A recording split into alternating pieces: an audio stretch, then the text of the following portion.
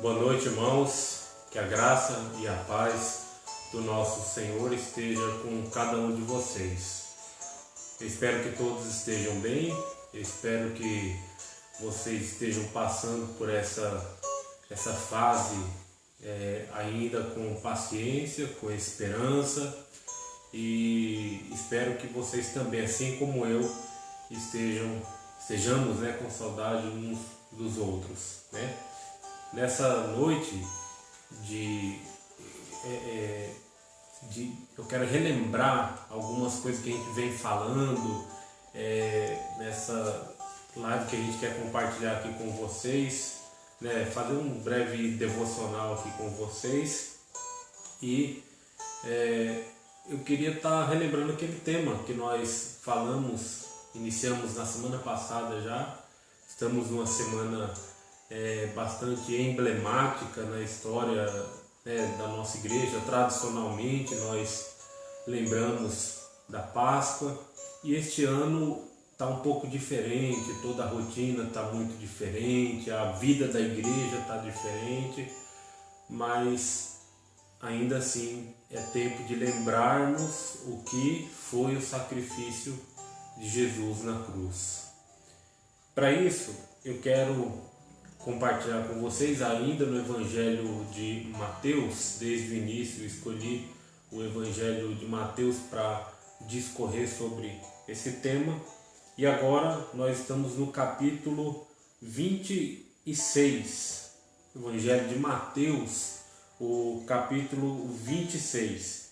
Eu vou ler um texto a partir do versículo 51, de 51 a 56. Apenas a metade de um texto, quando Jesus é traído e preso. Após a traição se dá esse momento em que o texto discorre. Mateus, Evangelho de Mateus, capítulo 26, de 51 a 56.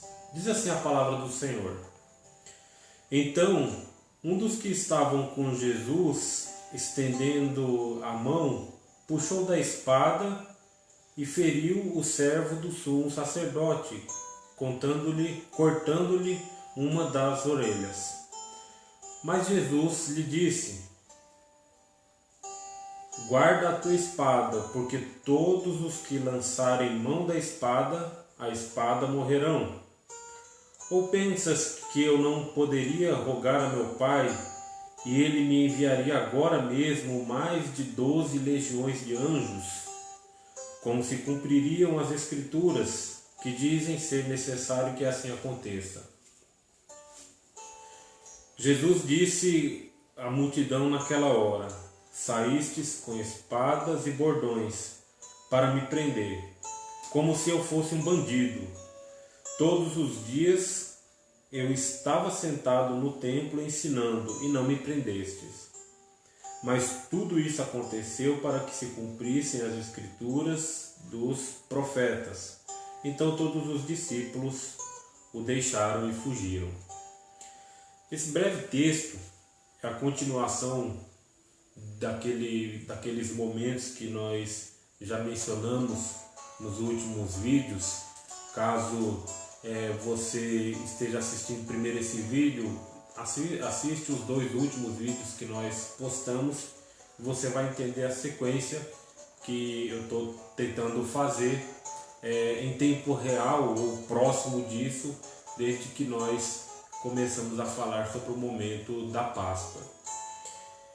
Aqui já seria, hoje é quarta, mas o texto aqui, o tempo do texto seria na quinta-feira, noite de quinta-feira, antes da sexta em que Jesus seria morto.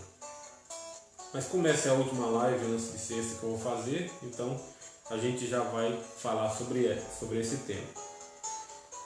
Eu acho muito interessante esse texto, que ele expressa muito do que Jesus viveu naquela noite, ou naqueles dias, antes, os últimos momentos antes de ser morto na cruz.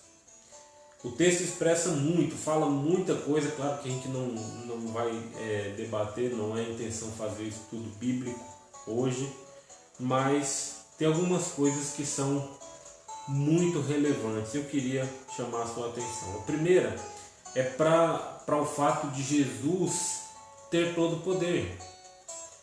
A cruz, ela era inevitável para cumprir-se o plano de salvação, plano ao qual Cristo serviu sempre até o último instante. Mas Jesus era maior do que tudo aquilo. Ele já era maior.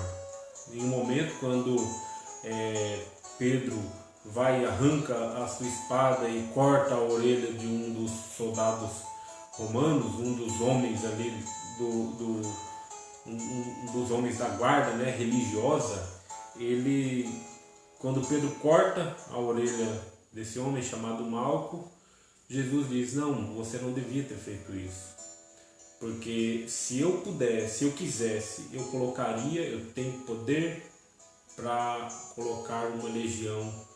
Aqui ele menciona 12 legiões de anjos.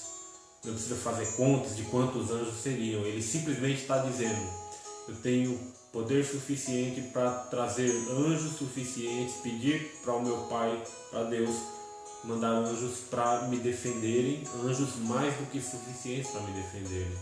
E não fiz. Isso tem muito a ver com a oração que Jesus tinha acabado de fazer no Getsemane, né? Eles estavam ali no Getsemane. E a oração dele, insistentemente, por 3 vezes foi: se possível, Pai, passa de mim esse cálice, mas não seja feita a minha vontade, sim a sua. Então Jesus, se ele quisesse, tinha poder para pedir ao Pai para mandar anjos em sua defesa, mas ele não fez, mesmo tendo todo o poder. Uma segunda questão muito interessante desse texto, que eu acho muito relevante, está aí no versículo 55. Jesus disse à multidão naquela hora: saístes com espadas e bordões para me prender, como se fosse um bandido. Jesus faz esse questionamento, né? E era uma multidão, pessoas que vinham da parte ali dos sacerdotes e dos líderes religiosos, como diz o versículo 47, um pouco antes. Esses homens vieram buscar Jesus com bordões, com espadas, com pedaços de pau, com pedaços de madeira, e foram buscar Jesus dessa maneira, né? Jesus diz: eu estava no templo até recente, sempre estive esses dias no templo pregando, ensinando, e vocês não me prenderam, agora vem me buscar como um ladrão. De fato, Jesus não era um ladrão, e Jesus não merecia aquilo. A primeira mensagem que eu falei a respeito disso foi que Jesus passaria por vergonha, Jesus sofreria,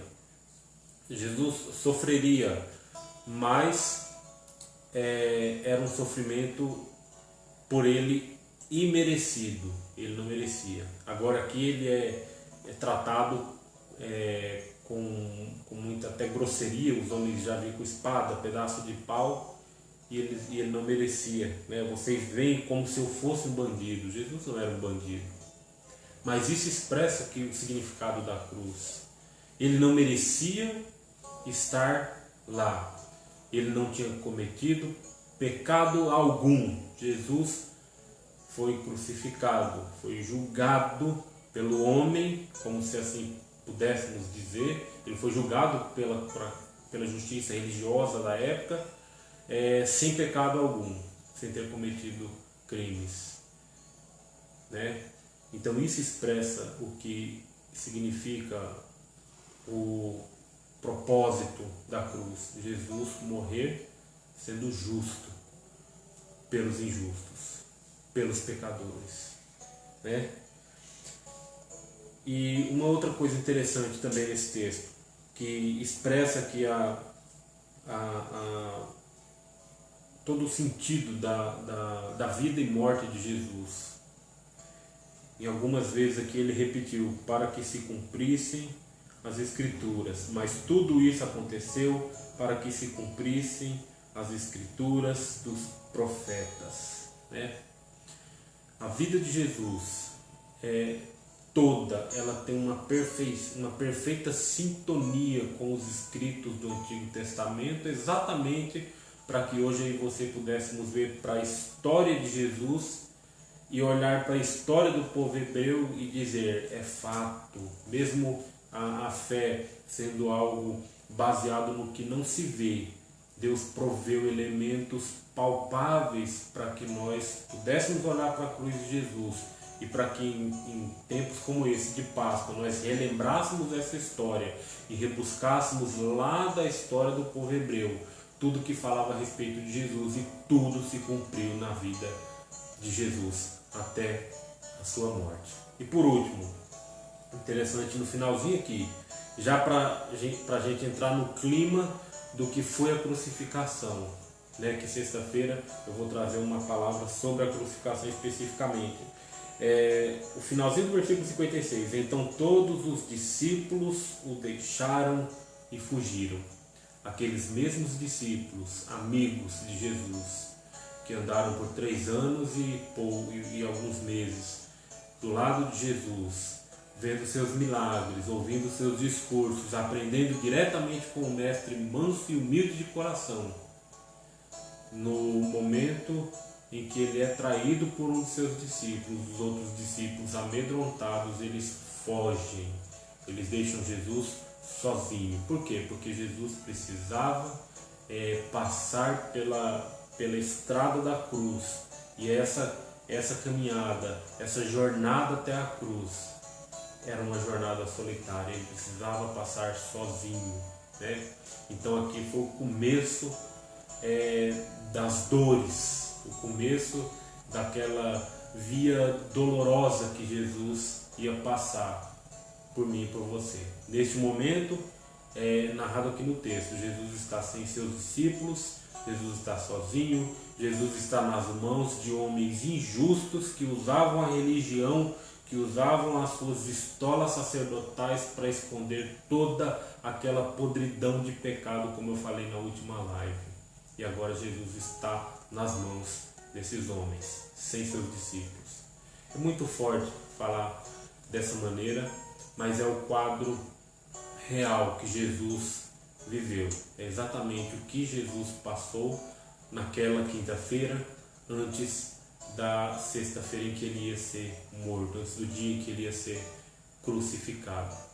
Que eu e você possamos desde já refletir sobre essa posição em que Jesus se encontrava, para que no próximo passo que dermos ao falar da crucificação de Jesus, eu e você possamos entender a dimensão, ter pelo menos uma noção da dimensão do que representa aquele sacrifício para minha e para a sua vida. Um justo Filho de Deus, sem ter cometido pecado algum, agora encontra-se abandonado pelos seus e pronto para sofrer.